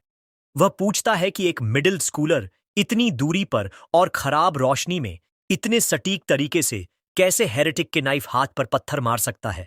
लिनजाक्चन टालमटोल जवाब देता है, कहता है कि ऐसा इसलिए है क्योंकि वह अक्सर अपने दाएं हाथ की ट्रेनिंग करता रहता है। यह अजीब जवाब सुनकर कैप्टन थोड़ी देर के लिए चुप रह जाता है। उनकी बातचीत तभी टूटती है जब शेनिंगहान आवाज लगाती है कि उसकी आंटी आ गई हैं। लिनजिचिन हैरान रह जाता है जब वह देखता है कि उसके माता पिता स्टेशन में घबराते हुए दाखिल हो रहे हैं। उसकी मां घबराई हुई हालत में उसकी तरफ दौड़ती है, डर से चेहरा सफेद और आंखों में आंसू, उसका नाम पुकारते हुए। वह उसे कसकर गले लगाती है और पूछती है कि वह ठीक है या नहीं, और कहती है कि उसने उसे आधा मरने जितना डरा दिया। वह मां को शांत कराने की कोशिश करता है, भरोसा दिलाता है कि वह ठीक है, और तो और उसे ब्रेवरी रिवॉर्ड भी मिला है। उसे कसकर पकड़े हुए उसकी मां उससे वादा लेती है कि अगली बार कोई खतरा हुआ तो वह सबसे पहले कहीं छुप जाएगा। उसकी आंखों में आंसू भर आते हैं और वह कहती है कि उसे बस इतना चाहिए कि वह सुरक्षित बड़ा हो। लिनजिचिन अपनी मां की दिल से निकली चिंता से विजिबली प्रभावित होता है। जब वे निकलते हैं तो लिनजिचिन अपनी मां को फिर भरोसा दिलाता है कि वह हमेशा पहले खुद की सुरक्षा करेगा। पुलिस कैप्टन उन्हें जाते हुए देखता है, अब भी उस लड़के की अजीब एबिलिटीज के बारे में सोचते हुए। रास्ते में बाहर निकलते समय लिन जिचिन 2 महिला पुलिस ऑफिसर्स के पास से गुजरता है जो केस के बारे में चर्चा कर रही थी। एक महिला ऑफिसर कहती है कि परवर्ट्स अब और भी ज्यादा बेशर्म हो गए हैं, और उसकी साथी बताती है कि वह हेरेटिक असल में ग्वांगयुन यूनिवर्सिटी का एक लिबरल आर्ट्स स्टूडेंट था जिसे रैट गॉड कल्ट ने ब्रेन वॉश कर दिया था। पहली ऑफिसर उस कल्ट को कोसती है, लेकिन दूसरी इंगित करती है कि उन्हें जड़ से समस्या खत्म करनी पड़ेगी, और वो है सेल्फ प्रोक्लेम्ड रैट किंग। यह नाम तुरंत ही लिनजिकिन का ध्यान खींच लेता है। घर लौटते वक्त गाड़ी में वह तुरंत अपने फोन पर रैट गॉड कल्ट के बारे में रिसर्च शुरू करता है। ढेर सारी जानकारी देखकर वह हैरान रह जाता है। उसे पता चलता है कि कल्ट का मुख्य बेस शंघाई सिटी में है और उसके ज्यादातर सदस्य समाज के बाहर कर दिए गए लोग हैं। रिसर्च करते करते उसे एक बेहद चौंकाने वाली जानकारी मिली। रैट किंग खुद को एक ऊंचे स्तर के जीव में इवॉल्व करना चाहता है और अपने फॉलोअर्स को जबरदस्ती इवोल्यूशन मटेरियल्स इकट्ठा करने पर मजबूर कर रहा है। इससे उसके मन में एक डरावना सवाल उठा, क्या रैट किंग, जो एक अजीब और खतरनाक जानवर है, पहले से ही सोचने समझने की क्षमता हासिल कर चुका है? उसी पल उसकी सोच टूटी जब उसने खिड़की से बाहर देखा। फुटपाथ पर उसे एक इतना बड़ा चूहा दिखा जो बिल्ली के बराबर था। एक पल के लिए उसने सोचा, क्या यह रैट किंग से जुड़ा हो सकता है? लेकिन फिर खुद को समझाया कि दक्षिण में इतने बड़े चूहे होना कोई नई बात नहीं। उसने इस ख्याल को झटका और महसूस किया कि शेनिंगहान पूरी तरह चुप है। उसने उसकी तरफ देखा तो पाया कि वह असहज होकर हिल रही है, अपने घुटनों को कसकर जोड़े हुए है। वह तुरंत समझ गया। बचपन से ही शीनिंगहान जब भी घबराती है या डरती है, वह अपना ब्लैडर कंट्रोल नहीं कर पाती। भले ही यह उसके लिए शर्म की बात हो, लेकिन लिन जिचिन को हमेशा लगता रहा कि उसके अंदर की यह अजीब सी प्रतिक्रिया किसी छुपी हुई शक्ति से जुड़ी हो सकती है। घर पहुंचकर लिन जिचिन की मां जांग वोंग यह देखकर हैरान रह गई कि लगभग 3000 येन की बीस्ट मीट गायब है। लिन जिचिन ने तुरंत एक बहाना बना लिया और शर्माते हुए बोला कि इमरजेंसी में भागते समय शायद वह कहीं गिर गई। उसकी मां ने तुरंत उसकी सुरक्षा को पहली प्राथमिकता दी और कहा कि मांस की चिंता छोड़ो, बस इतना मायने रखता है कि तुम सुरक्षित हो। लिन जिचिन ने अंदर ही अंदर चैन की सांस ली, लेकिन कहानी यहीं खत्म नहीं हुई। वह इस बात से खुश था कि उसने अपनी मां को मूर्ख बना लिया, मगर उसके पिता लिन यंसन और भी जिद्दी निकले। उन्होंने कहा कि वह उस महंगे मांस को ढूंढने वापस जाएंगे और शेखी बघारते हुए बोले कि भले ही वह एक फेडेड वेज स्लेव हैं, मगर हिम्मत और जज्बे में किसी से कम नहीं। लिन जिचिन ने उन्हें रोकने की कोशिश की और कहा कि लौटना बहुत खतरनाक है और वैसे भी मांस तो अब खराब हो चुका है। लेकिन उसके पिता शक में पड़ गए और पूछा, तुम्हें कैसे पता चला कि मांस खराब हो गया है? घबराकर पसीना पोंछते हुए लिन जिचिन ने जल्दी से जवाब दिया, बस अंदाजा लगाया था। इसी दौरान अब खाली हो चुके पब्लिक सिक्योरिटी ऑफिस में पुलिस कैप्टन अभी भी उस रात की अजीबोगरीब घटनाओं के बारे में सोच रहा था। सिगरेट के कश खींचते हुए वह यही सवाल बार बार दोहराता रहा कि एक साधारण मिडिल स्कूलर इतनी अविश्वसनीय पावर और प्रिसिजन के साथ पत्थर कैसे फेंक सकता है। अचानक उसे कमरे के कोने से अजीब सी आवाज सुनाई दी। उसकी आंखें चौड़ी रह गईं जब उसने देखा फाइलिंग कैबिनेट्स के ऊपर एक विशाल रैट बैठा हुआ है जो किसी भी साधारण चूहे से कहीं बड़ा था। उससे पहले कि वह कुछ कर पाता, वो जायंट रैट छलांग लगाकर नीचे कूद गया। कप्तान ने तुरंत अपनी पिस्टल निकाली और सीधे फायरिंग शुरू कर दी। जो हुआ वो बेहद तेज, हिंसक और खून से लथपथ मंजर था और एक खूनी धुंध में जाकर खत्म हो गई। अगले दिन क्लास में लिनिच अपनी डेस्क पर बैठे हुए भारी सांस भरता है। पिछली रात को याद करते हुए उसे एहसास होता है कि वह अभी भी काफी कमजोर है, चाहे वो ताकतवर हेरेटिक हो या फिर वो फीमेल साइबॉर्ग। उसे जल्दी पैसे कमाने होंगे ताकि ज्यादा बीस्ट मीट खरीद कर अपनी गाइड बुक का प्रोग्रेस बार भर सके, जैसे कि गोस्ट शैडो स्क्विड। कुछ देर वह सोचता है कि शायद इन्फ्लुएंसर बनना या स्टडी मटेरियल्स बेचना काम आ जाए, लेकिन तुरंत ही इस आइडिया को खारिज कर देता है। उसे लगता है कि यह सब बहुत फ्लैशी है और उसके लो प्रोफाइल के लक्ष्य के खिलाफ है। अचानक उसके दिमाग में एक नई सोच आ जाती है। उसे याद आता है कि इस दुनिया में एकेडमिक्स से ज्यादा मार्शल आर्ट्स और जीन फ्यूजन की अहमियत है। वह तय करता है अब एक्शन लेने का समय आ गया है। बाद में वह जिम की ओर जाता है जहां मार्शल आर्ट्स टीम बिल्डिंग सी में प्रैक्टिस कर रही होती है। वह कोच गुओ को देखता है जो थर्मोस से पी रहे थे। लिनिच ने उन्हें ग्रीट किया। चौंके हुए कोच गुओ उससे पूछते हैं कि क्या वह टीम में शामिल होने आया है या बस टीम के बारे में और जानना चाहता है। सीधा जवाब देने के बजाय लिंडसी थोड़ा आगे झुककर धीरे से पूछता है, अगर मैं टीम में ज्वाइन करूं तो क्या मुझे सिटी टूर्नामेंट्स में कंपीट करने का चांस मिलेगा? और क्या प्राइज मनी सच में बड़ी होती है? कोच गुओ मुस्कुराते हुए कंफर्म करता है कि हां, उसे मौका मिलेगा और प्राइज मनी दसियों हजार तक की हो सकती है। उसका सबसे बड़ा कंसर्न दूर हो गया। लिन जिचिन ने कोच से हाथ मिलाया और ऐलान किया, मैं आज से मार्शल आर्ट्स टीम ज्वाइन कर रहा हूं। कोच गुओ ने खुशी से उसका स्वागत किया। कोच ने पूरी टीम को इकट्ठा किया और नए सदस्य का ऐलान किया। उन्होंने लिन शिन को इंट्रोड्यूस किया, सबको याद दिलाते हुए कि वही स्पोर्ट्स मीट का चैंपियन रह चुका है। टीम के बाकी मेंबर जांग काई, हुआंग त्यानिंग, ओरिंग, लियू तोंग और हान यीगुओ एक एक करके अपना परिचय देते हैं। आखिर में लिन जिचिन खुद अपना परिचय देता है। चूंकि लिन जिचिन ने पहले कभी मार्शल आर्ट्स की कोई फॉर्मल ट्रेनिंग नहीं ली थी, कोच गुओ ने उसे बेसिक फिस्ट और लेग टेक्निक्स सिखाना शुरू किया। कोच ने समझाया कि देखने में ये मूव्स आसान लगते हैं, लेकिन असल में इन्हें मास्टर करना मुश्किल है। उसने बताया कि टीम का सबसे तेज सीखने वाला स्टूडेंट ली शुआंग ने भी इन्हें परफेक्ट करने में पूरा 1 हफ्ता लगाया था। फिर कोच ने लिनजिचिन को हौसला दिया कि अब वह खुद ट्राई करे। लिनिचेन ने तुरंत एक रेडी स्टांस में खड़े होकर तैयारी की। उसकी विजडम एट्रीब्यूट में छुपी सेलेस्टियल रूट की वजह से, जिसमें उसे ऊपर से मिली मार्शल आर्ट्स की गहरी समझ भी है, उसने सिर्फ देखकर कोच की पूरी डिमॉन्स्ट्रेशन को याद कर लिया और अच्छे से समझ भी गया। जैसे ही वह फिस्ट टेक्निक्स की प्रैक्टिस करता है, सिस्टम से नोटिफिकेशन आता है, उसकी वाइटैलिटी, स्ट्रेंथ, डेक्सटेरिटी और प्रोफिशिएंसी में पॉइंट्स मिलते हैं। वह हाथ और मुक्के के सभी मूवमेंट्स ऐसे करता है जैसे बिल्कुल परफेक्ट, न कोई गलती, न कोई देरी। फिर वह बिना किसी रुकावट के लेग टेक्निक्स पर जाता है और पावरफुल, बिल्कुल स्मूथ किक्स दिखाता है। एक और सिस्टम नोटिफिकेशन आता है। इस बार उसके लेग मसल्स, डेक्सटेरिटी और प्रोफिशिएंसी के पॉइंट्स बढ़ते हैं। कोच और पूरी टीम हैरान रह जाती है। सब बिल्कुल चुपचाप उसकी प्रैक्टिस को घूर रहे हैं। कोच की आंखें फटी की फटी रह जाती हैं और वह थर्मोस गिराते गिराते बचता है, मानो उसे अपनी आंखों पर यकीन नहीं। उसके दिमाग में एक ही बात घूम रही है, कोई इतनी कॉम्प्लेक्स फॉर्म्स सिर्फ एक बार देखकर इतनी परफेक्ट कैसे कर सकता है। यह परफॉर्मेंस देखकर कोच के मन में सिर्फ एक ही ख्याल आता है, ये लड़का तो बोर्न मार्शल आर्ट्स प्रोडिजी है, करोड़ों में एक। शाम के समय शंघाई में लिन जीचिन की मां जांग वोंगशिन उसे खाने के लिए आवाज लगाती है। वह एक्साइटेड होकर चम्मच हाथ में लेकर भागता है और पूछता है, आज मम्मी क्या बनाया? मां गर्व से वो बड़ी थाली दिखाती है जिसमें गोस्ट शैडो स्क्विड है, वही जिसकी उसे चाह थी। खाना इतना खुशबूदार लगता है कि वह मां से बोल पड़ता है, मां, इसकी खुशबू तो कमाल की है।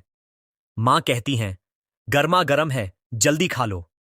वह एक निवाला लेता है और प्यार से बोला, मां, आपका खाना दुनिया में सबसे बेस्ट है। मां खुश होकर बोलती हैं, अच्छे से खाओ, मैंने तुम्हारे लिए पूरे 3 जिन खरीदे हैं। जैसे ही वह खाना खाता है, सिस्टम में नोटिफिकेशन आता है, गोस्ट शैडो स्क्विड को खाने से उसने उसकी लाइफ एसेंस का एक अंश अब्सॉर्ब कर लिया और उसकी गाइड बुक की प्रोग्रेस 3.01% तक पहुंच गई है। उसे फ्रस्ट्रेशन के साथ एहसास होता है कि मीट खाकर भी वो कमाल का फायदा मिलता है। अगर उसे पहले पता होता तो वह पहली बैच को टच करके खराब नहीं करता। खाना खाते खाते उनकी नजर एक न्यूज रिपोर्ट पर पड़ती है।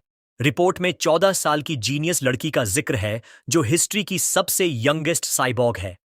एनर्जी कोर के साथ फ्यूज होने के बाद उसकी एनर्जी सिस्टम ने उसे सुपर ह्यूमन एबिलिटीज दी है। एक हाथ से 5000 किलो का एसयूवी उठा लेना, 100 मीटर की दौड़ 3 सेकंड में पूरी करना और 8 मीटर ऊंचा कूदना उसकी ताकत का उदाहरण है। यह देखकर लिनिचन सोचता है कि उसकी दुनिया के डिबेट में कौन सा रास्ता ज्यादा ताकतवर है, क्योटो प्रोडिजी की जीन फ्यूजन या इस लड़की की साइबरनेटिक्स। उसके ख्याल वहीं टूट जाते हैं जब एक और ब्रेकिंग न्यूज आती है। खबर आती है कि सिक्योरिटी कैप्टन एच चुन शान, जो उन्होंने मिल चुके थे, अपने ऑफिस में मारा गया है। सर्वेलेंस फुटेज में दिखाया जाता है कि उसे एक जायंट म्यूटेंट रैट ने हमला करके खा लिया। मेडिक्स उसे एम्बुलेंस में पहुंचाते हुए दिखाई देते हैं। लिंड सूचेन डर के मारे सन्न रह जाता है। उसे याद आता है वह बड़ा चूहा जो उसने पिछली रात देखा था और सोचता है कि क्या उसका उससे कोई संबंध है। वह कल्पना करता है कि एक विशाल चूहा शहर में तबाही मचा रहा है। कैप्टन की मौत एक काला सच है कि खतरा दिन ब दिन बढ़ रहा है। गंभीर होकर लिनीचान तय करता है कि अब उसे तुरंत अपनी ट्रेनिंग को तेज करना होगा। पुलिस कैप्टन की मौत के बाद लिंसियन ने खुद को एक कड़ी ट्रेनिंग रेजिमेंट में लगा दिया। कड़ी प्रैक्टिस के बाद वह अब 100 मीटर 4.61 सेकंड में दौड़ सकता है। उसकी फिजिकल पावर में जबरदस्त बढ़ोतरी हुई है। उसकी वर्टिकल जंप 5.3 मीटर तक पहुंच गई है और वह एक हाथ से 1200 किलो तक उठा सकता है। अपने पर्सनल ट्रेनिंग के अलावा वह स्कूल की मार्शल आर्ट्स टीम के साथ भी प्रैक्टिस करता रहता है ताकि आने वाले टूर्नामेंट के लिए जल्दी से ताकत बढ़ा सके। अगले दिन सुबह स्कूल में वह जिम जाता है और उसकी क्यूरियस साथी शीनिंग हान भी उसके साथ जाती है। रास्ते में एक गुलाबी बालों वाली लड़की लिन जिचिन को देखकर वार्मली ग्रीट करती है और उसे एक बोतल फ्रेश दूध देती है। वह शालीनता से मना कर देता है, उससे धन्यवाद कहता है और शेनचिंग हान के साथ आगे बढ़ जाता है। लड़की थोड़ी निराश होती है। दूर से उसकी टीममेट हुआंग तियनकिंग ये सब देख रहा होता है। वह गुस्से में मुट्ठी ताकता है, नाराज होता है कि स्पोर्ट्स मीट में जिसने उसे हराया था वह उस लड़की का दिया हुआ गिफ्ट ठुकरा रहा है जिसे वह पसंद करता है। अपने गुस्से को रोक न पाने के कारण हुआंग टियनकिंग जल्दी से उनके रास्ते को रोकता है। वह लिन जीचिन का सामना करता है और उसकी बुरी आदतों और लड़की के जज्बातों को चोट पहुंचाने पर डांटता है। जब लिन जीचिन कामली बताता है कि उसे मिल्क से एलर्जी है तो हुआंग टियनकिंग इसे मानने से इनकार कर देता है और उसे लायर कहता है। गुस्से से भरकर हुआंग टियनकिंग लिन जीचिन की तरफ इशारा करता है और उसे स्पार के लिए चैलेंज करता है। उसने शर्त रखी, अगर वह हारता है तो वह वापस कभी लिंडीचन को परेशान नहीं करेगा, लेकिन अगर लिंडीचन हारता है तो उसे पूरी बोतल मिल्क पीनी होगी। जैसे ही यह चैलेंज दिया जाता है एक नई सिस्टम नोटिफिकेशन आती है। एक नया अचीवमेंट मिशन शुरू हो गया है। 1000 अलग अलग ओपोनेंट्स को फॉर्मल कंपटीशन में हराना है, survival of the fittest biological trait के लिए। लिंड जिशियान के चेहरे पर एक शरारती मुस्कान फैल जाती है। यह मौका है जिसका वह इंतजार कर रहा था।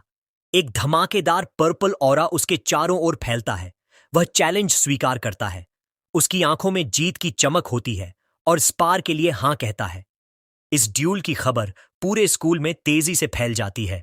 2 स्टूडेंट्स उत्साहित होकर सोचते हैं कि पॉपुलर जूनियर लिन जिकिन और एक सीनियर के बीच होने वाली फाइट जरूर देखेंगे। जैसे ही वे पहुंचते हैं, जिम पहले से ही लोगों से भरा होता है।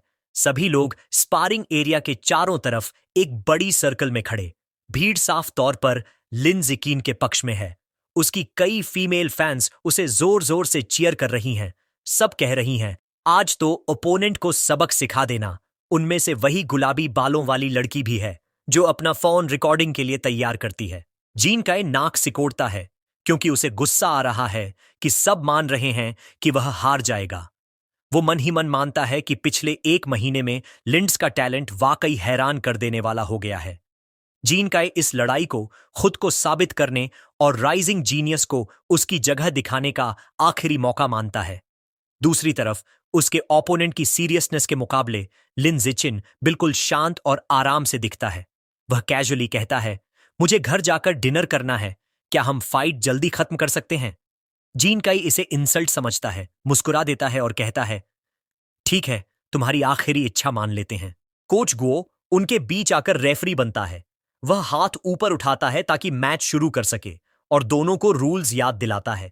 लेकिन फाइट शुरू होने से पहले ही जॉन काई चिल्लाकर सबको रुकने के लिए कहता है। एक तिरस्कार भरी मुस्कान के साथ वह लिंडीचिन को हैंडीकैप ऑफर करता है।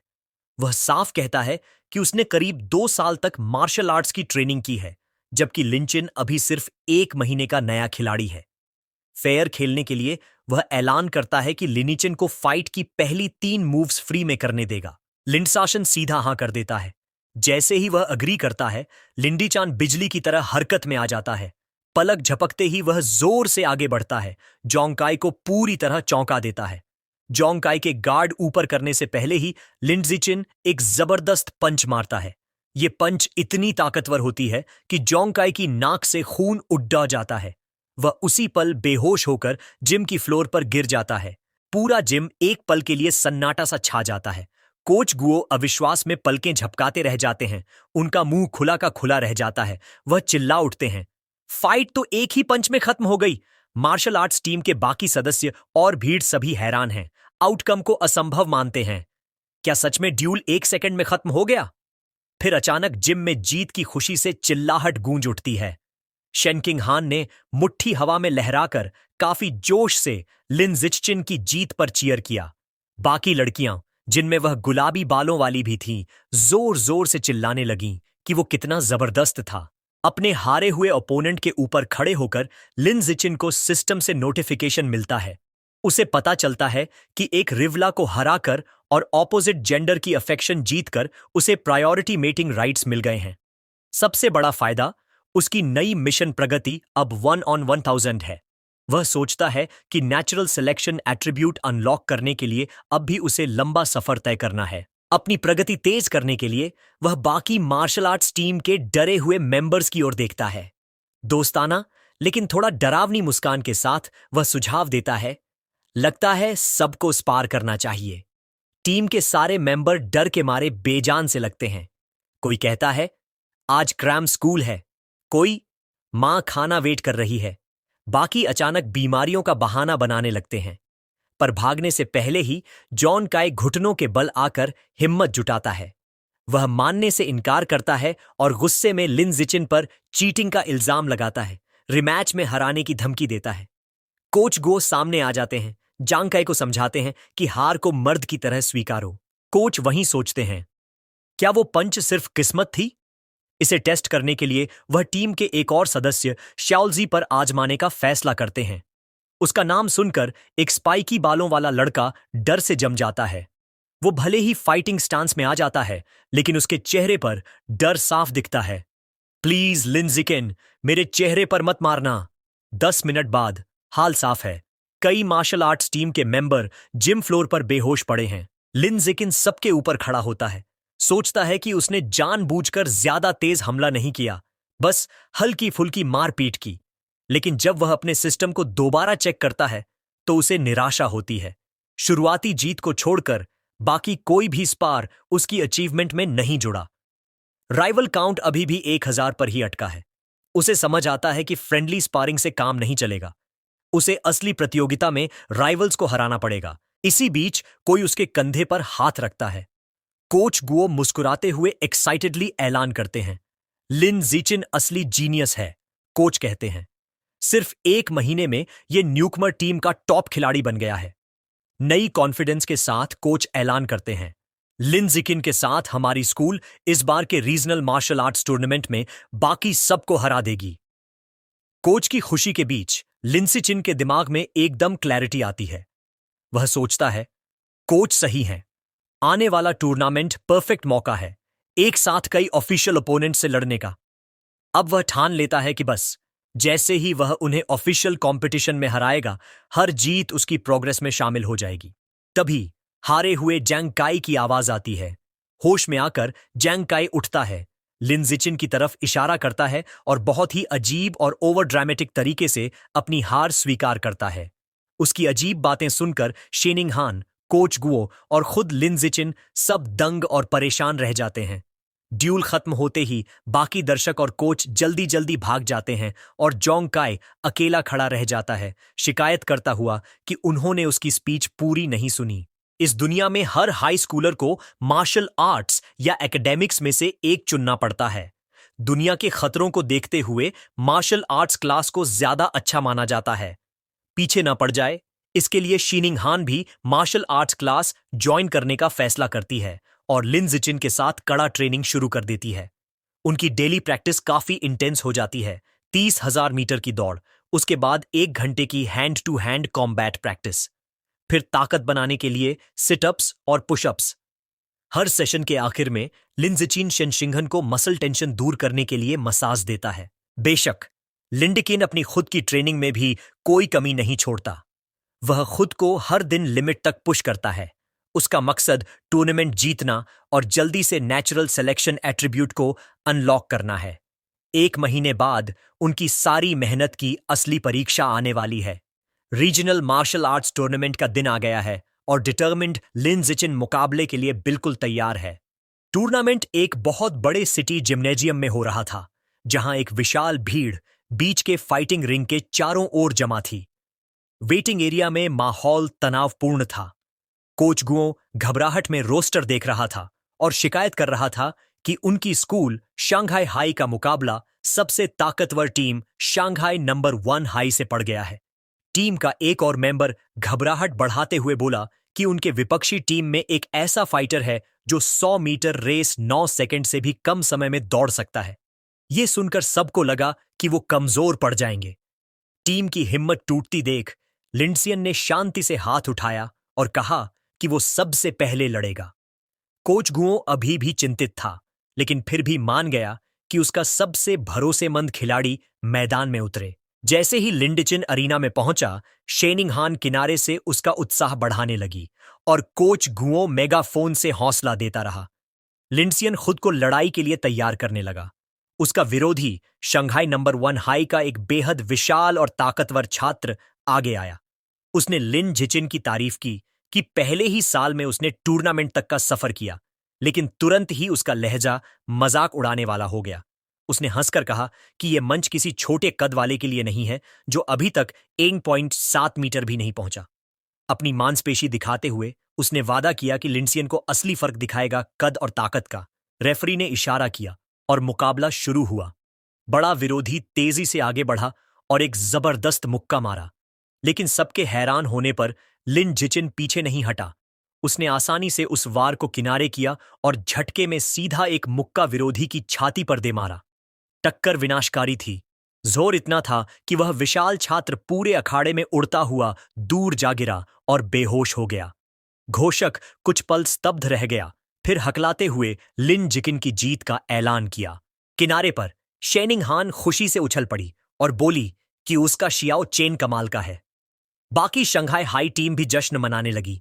कोच को घेरकर चिल्लाई कि लिन जिचिन सच में अद्भुत है और विरोधी की ताकत को मरी हुई मांसपेशियां कहकर मजाक बना दिया। इसी बीच दूसरी तरफ शांघाई नंबर 1 हाई का कोच गुस्से से भर उठा। उसने अपने हारे हुए छात्र को डांटते हुए कहा कि वह बिना सोचे समझे सीधा हमला कर बैठा और अपना फुटवर्क इस्तेमाल ही नहीं किया। रिंग में वापस लिन जिचिन को सिस्टम नोटिफिकेशन मिला जिसमें कंफर्म हुआ कि उसने एक और टूर्नामेंट राइवल को हरा दिया है। उसकी रैंकिंग बढ़ गई और उसका एलिमिनेशन काउंट टोनबाई 100 तक पहुंच गया। उसने मुट्ठी भींची, संतुष्ट होकर सोचा कि यही मैच उसे आगे बढ़ने के लिए चाहिए। विपक्षी कोच इसे रोकने के इरादे से अपने अगले फाइटर को बुलाता है, एक लड़का जिसका नाम चेन फोंग था, और उसे सख्त आदेश देता है कि वह पहले साल के छात्र को जितनी जल्दी हो सके कुचल दे। चेन फोंग शांति से मान जाता है। वह स्टेज पर चढ़ता है और रेडी स्टैंस लेता है, पिछले फाइटर से कहीं ज्यादा कंपोज्ड दिखाई देता हुआ। अनाउंसर इशारा करता है कि दूसरा ड्यूअल शुरू हो। चेन फोंग तुरंत अपनी बेहतरीन टेक्निक दिखाता है, अविश्वसनीय स्पीड से मूव करता हुआ और लगातार हमले करता हुआ। लिंडजी चेन शांति से इस असॉल्ट का सामना करता है और एक शक्तिशाली किक को सिर्फ एक हाथ से ब्लॉक कर देता है, लेकिन उसके ब्लॉक की ताकत इतनी ज्यादा होती है कि चेन फोंग हवा में बेकाबू घूमता हुआ सीधा अरीना फ्लोर पर गिर पड़ता है और बेहोश हो जाता है। मेडिक्स तुरंत स्ट्रेचर लेकर आते हैं और चेन फोंग को ले जाते हैं, कहते हुए कि उसे सिर का स्कैन चाहिए। भीड़ हैरान रह जाती है। लोग आपस में बड़बड़ाने लगते हैं, सोचते हुए कि अभी क्या हुआ, और अंदाजा लगाते हैं कि शायद शंघाई हाई का ये छात्र बेहद लकी है। कुछ गुस्साए दर्शक चिल्लाते हैं कि टूर्नामेंट रिग्ड है और रिफंड की मांग करते हैं, लेकिन शांघाई नंबर 1 हाई का कोच सच्चाई समझ चुका था। सिर पकड़कर निराशा में बैठा उसे धीरे धीरे एहसास होने लगा कि ये लक नहीं है। शांघाई हाई का ये फर्स्ट ईयर सच में कमाल का खिलाड़ी है। वापस वेटिंग एरिया में कोच ने नई स्ट्रेटेजी बनाई। उसने अपने अगले फाइटर को बुलाया, नुकीले बालों वाला लड़का जिसका नाम गा फे था, और उसे सख्त आदेश दिए कि वह पूरी तरह डिफेंस पर ध्यान दे और चेतावनी दी कि अब हारने की गुंजाइश नहीं है। लेकिन गा फे आत्मविश्वास से भरा हुआ था। उसने काल्मली अपने कोच से कहा कि चिंता मत करो, वह जरूर जीतेगा। जैसे ही वह रिंग की ओर बढ़ा, गा फे मन ही मन लीन की जीतों को नजरअंदाज कर रहा था। उसका मानना था कि उसका प्रतिद्वंद्वी असली ताकतवर नहीं है और अब तक सिर्फ चालों से जीता है। अपनी बेहतरीन स्पीड 100 मीटर डैश 9 सेकंड से कम में और ज्यादा एक्सपीरियंस के भरोसे उसे पूरा यकीन था कि वह हार ही नहीं सकता। भीड़ में घमाघमी हलचल थी। दर्शक गा फे की रेप्यूटेशन पर चर्चा कर रहे थे और उसकी स्पीड देखकर हैरान थे। भीड़ में कोई कहता है कि उसके पिता एक जीन फ्यूजन यूजर हैं और इसी वजह से उसकी एबिलिटीज इतनी एनहांस्ड हैं। सबको लगता है कि अब लिन जिचिन की ये शानदार रन यहीं खत्म होने वाली है, लेकिन साथ ही सब उसके पोटेंशियल को भी मानते हैं। अनाउंसर ड्यूअल शुरू करने का इशारा करता है। अपने कोच की बातों को अनसुना करते हुए गा तुरंत ऑफेंसिव हो जाता है। वो लिन जिचिन की तरफ जोरदार किक से अटैक करता है और फिर रैपिड स्ट्राइक्स बरसाने लगता है। यहीं वो अपनी स्पेशल टेक्निक निकालता है, flowing water shattering rock fist. Coach गुस्से से अपनी सीट से चिल्लाता है, अपने स्टूडेंट को डांटते हुए कि उसने ऑर्डर्स फॉलो क्यों नहीं किया। लेकिन गा डिफेंस को बेकार समझता है। उसे यकीन है कि उसके जैसा जीनियस को इसकी जरूरत ही नहीं। उधर लिन जिचिन आसानी से उसके सारे ब्लोज इवेड मींस डिफेंड करता जाता है। उसे ये टेक्निक इंटरेस्टिंग लगती है और वहीं खड़े खड़े डिसाइड कर लेता है कि इसे सीख लेगा। गा फ्रस्ट्रेट हो जाता है क्योंकि उसकी एक भी हिट कनेक्ट नहीं हो रही। थक कर वो रुक जाता है और गुस्से में पूछता है कि आखिर लिन जीन उसके अटैक से बच कैसे रहा है। लिन जीन बिना घबराए कामली जवाब देता है, और कोई मूव्स हैं तुम्हारे पास? सीधा उसे टॉन्ट कर देता है। ये सुनकर गफे और भड़क जाता है और डेस्परेट होकर पंचेस की नई बराज छोड़ देता है। लेकिन मूव्स वही पुरानी और प्रेडिक्टेबल होती हैं। लिंजिचिन सोचता है, ठीक है, अब ऑब्जर्वेशन काफी हुआ, चलो खत्म करते हैं। वो आखिरी पंच को एफर्टलेसली डॉज करता है और सीधा एक पावरफुल किक गा फे के मिड सेक्शन पर मारता है। मैच वहीं इंस्टेंट खत्म। अरीना में क्राउड एकदम स्टन्ड साइलेंस में जम जाता है। फिर ये खामोशी टूटती है शंघाई हाई सपोर्टर्स की थंडरस चीयर्स से। कोच गो और शेनिंग हान खुशी से झूम उठते हैं, चिल्लाते हैं कि उनका शाओचेन तो एक बीस्ट है। सब सेलिब्रेट करते हैं उसकी लगातार तीसरी जीत। टूर्नामेंट के बाकी राउंड्स भी उसी तरह आसान निकलते हैं। अगले ओपोनेंट्स तो और भी कमजोर साबित होते हैं। लिंजिचिन हर एक को एफर्टलेसली हरा देता है और अकेले ही पूरे अपोजिंग टीम के 5 फाइटर्स को बाहर कर देता है। अगले 2 दिनों तक भी कहानी वही रहती है। वो डोमिनेटिंग परफॉर्मेंस जारी रखता है और 2 और स्कूल्स को अकेले हराकर बाहर कर देता है। उसकी अनबिलीवेबल परफॉर्मेंस की बदौलत शंघाई हाई चैंपियनशिप जीत लेता है। टीम मेडल्स और ट्रॉफी के साथ प्राउडली पोज करती है। लेकिन जब लिन जिचिन अपना सिस्टम चेक करता है तो देखता है कि उसका राइवल काउंट अभी भी सिर्फ 161,000 है। वो निराश हो जाता है। उसे समझ आता है कि इस स्पीड पर नेचुरल सिलेक्शन एट्रीब्यूट अनलॉक करने में अभी सालों लग जाएंगे। भले ही उसका क्वेस्ट प्रोग्रेस स्लो चल रहा था, लेकिन इसमें भी एक सिल्वर लाइनिंग थी। उसे उम्मीद नहीं थी कि कोच गुओ इतना जेनरस होगा, लेकिन उसे टूर्नामेंट का ज्यादातर प्राइज मनी मिल गया, पूरे 20,000 यूएन। एकेडमिक कॉम्पिटिशन से मिले प्राइज मनी को जोड़कर अब उसके पास लगभग 30,000 यूएन थे। लेकिन वो पैसे ज्यादा दिन टिके नहीं।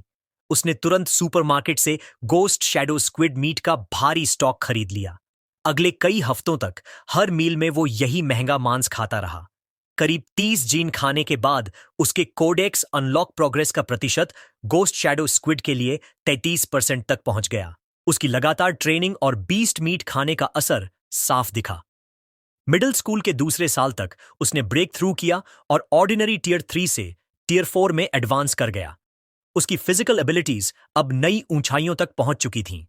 अब वो एक हाथ से आराम से 1890 कीजीज उठा सकता था, सीधा 5.65 मीटर वर्टिकल जंप मार सकता था और 100 डेंटर स्प्रिंट सिर्फ 4.49 सेकंड्स में पूरी कर सकता था। समय तेजी से बीत गया और जल्द ही वो और शेनिंग हान शंघाई की मिडिल स्कूल डिवीजन से ग्रेजुएट हो गए। लेकिन जब हाई स्कूल एंट्रेंस एग्जाम के रिजल्ट्स आए तो उनकी राहें अलग होती नजर आईं। शेनिंग हान अपने कमरे में बैठी रो रही थी।